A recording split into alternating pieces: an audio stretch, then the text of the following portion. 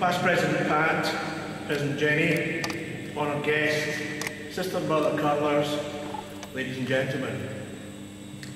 Can I begin by thanking you for the great honour you have bestowed upon me and my curling club in giving me the opportunity to take on the role as your president for the coming year.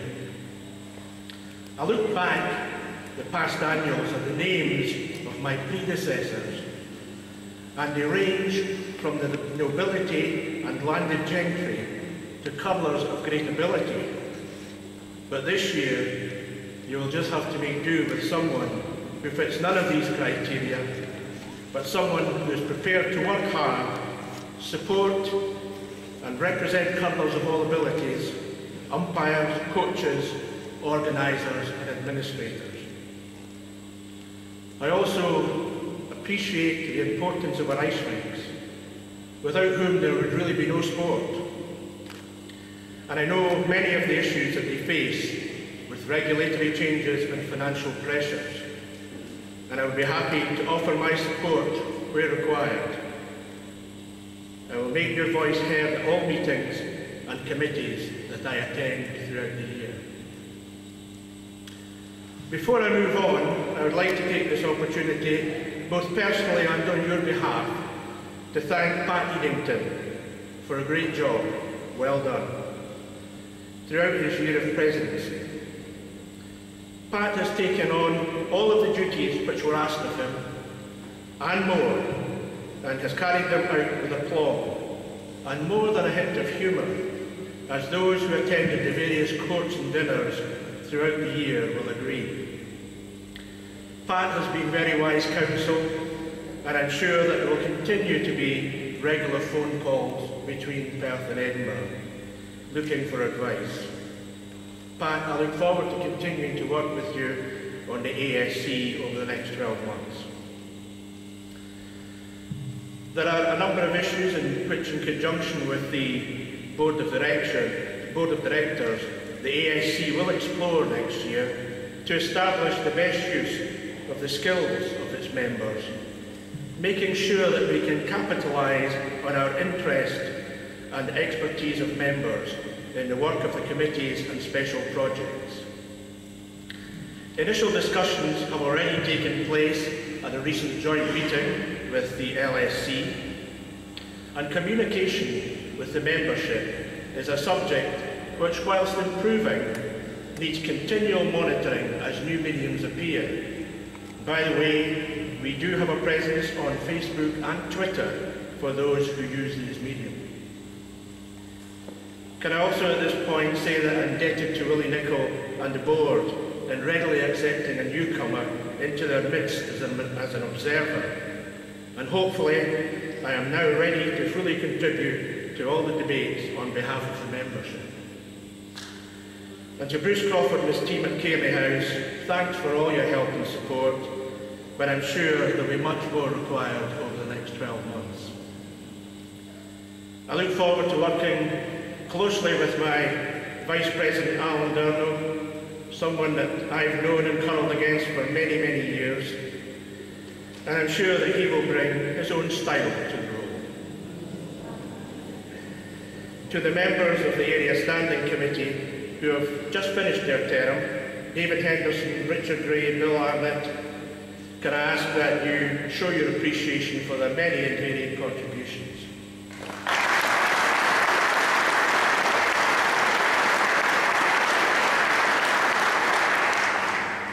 Can I ask the following to stand if they are in attendance when I announce their names, as I am pleased to welcome the new members to the ASC, who are John Smith from Cummertree's Curling Club, representing Area 2. See you, John. Gordon Gilchrist from Les Mahigo Curling Club, representing Area 3. Bob Smith, who was a member of the same rink as me on the centenary Strathcona Cup Tour in 2003, and hails from Inverkeithing Curling Club, representing Area 7. And last but by no means least, Alistair Asher from Nairn Curling Club, who was a member of the last Royal Club Tour to Switzerland, and he represents Area 10. Thank you, gentlemen, for your initial support in taking on the role, and I hope that you enjoy your term on the committee. However, we still have a vacancy in Area 6, so can I ask the membership in attendance today, if you're in that area, that you consider putting your name forward with a view to joining a group that can hopefully make a difference to our sport in Scotland. I also look forward to working with the Ladies Branch President, Jenny Bain, who I know is also going to have a very busy year ahead of her, and I wish her every success. We will continue to have joint meetings with the Ladies Standing Committee to discuss common issues and to have the opportunity to work together on common goals. I'd like to thank Jenny in advance for looking after some of the events that I will not be able to attend during my period on the Canadian tour. Thanks, Jenny. The coming season is going to be busier than normal for the President, as in addition to attending the World and European Championships in Victoria, British Columbia and Karlstad, Sweden respectively, 2013, as you've heard, is a Strathcona Cup year, when 60 curlers from Scotland will visit Canada to win back the coveted trophy. As Past President Pat has already mentioned, for the first time the tour will split into 3 groups of 20 curlers in 5 rinks covering East, Central and Western Canada. And they will set off on the 9th of January 2013, returning on Sunday the 2nd of February 2013. As I was a member of the 2003 Centenary Tour, I cannot play in the competition, but the ASC and the board of the Royal Club have asked me to travel with the team as non-playing captain, spending 7 or 8 days with each of the groups, starting in the east and taking the tour to Newfoundland for the first time, before flying to Calgary for 7 or 8 days, and finally to the Ontario area, with the final banquet taking place at the Burlington Curling Club. The 3 captains who have been appointed are Willie Nicol for the East Tour, Mike Ferguson for the Central Tour, and Greg Henderson for the West Tour. I'm pleased to confirm that there is still a tremendous interest in representing Scotland on these tours, and as Pat has already said, this tour was greatly oversubscribed. October will see the first World Congress of the World Curling Federation take place in Turnberry Hotel in Ayrshire, and I look forward to representing the membership of the Royal Club and meeting curlers and administrators from around the world who will be visiting Scotland for 4 or 5 days. The Four Nations competition, as previously mentioned, will take place in January 2013, and I've asked, apart from Jenny, I've asked Alan Durno to help look after this in my absence.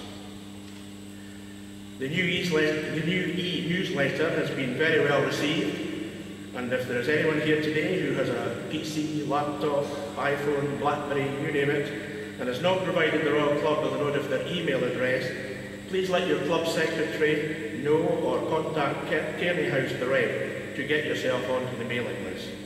And can I also ask that everyone here considers sending in a note of what is happening within their club or within their local ice rink. It's been great to hear about all of the good work that the Royal Club is doing to develop and grow our sport.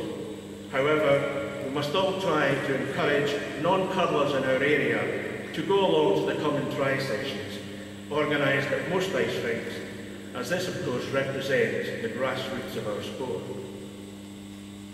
Finally, I would like on your behalf to thank our many sponsors, especially Sport Scotland, Tullis Russell and Cooperative Funeral Care. I'd like to thank the ice rinks who provide us with curling facilities, help fund our development officers and support our competitions, the Royal Club staff, Murrayfield Curling Limited and the many volunteers who helped to organise today's meeting. I look forward to welcoming you all to Dewars in Perth on the 15th of June 2013 for next year's AGM, and I now wish you all a safe journey home.